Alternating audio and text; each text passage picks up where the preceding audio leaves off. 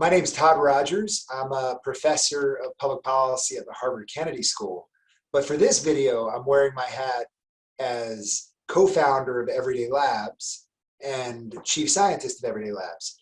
My work focuses on how do we use the science of behavior change to help families, help kids. And in the process, we develop interventions that districts can implement that help families, help kids succeed in school. Social norms. One of the most robust findings in the behavioral sciences is that people tend to conform to the behavior of others. We tend to conform to what we think other people are doing.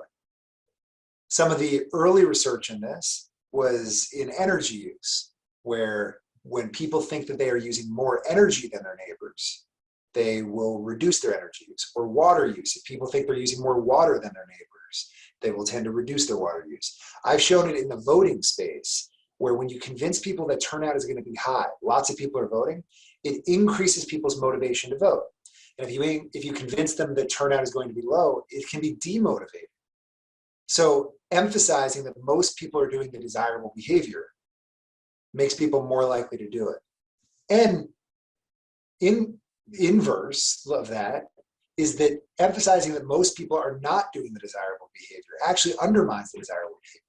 We often inadvertently send messages that a desirable behavior is not being widely adopted. Not enough people have filled out this form. Not a lot of people have signed up for this. Not a lot of people have turned something in.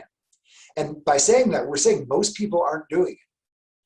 We are also saying we want you to do it. So the more powerful way to do it there, if most people haven't done it, is just to not highlight how many people have done it.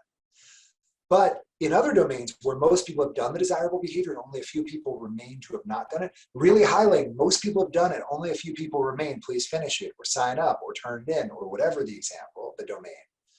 It can be powerful. The net is that people tend to conform to the behavior of others. And so when we say most people haven't done something, it decreases the likelihood of doing it. When we say most people have done something, it increases it. And so we have to be careful and thoughtful and mindful of the kinds of messages, even if they're not intentional, that we're sending about the social behavior of others, because people tend to conform to the behavior of others.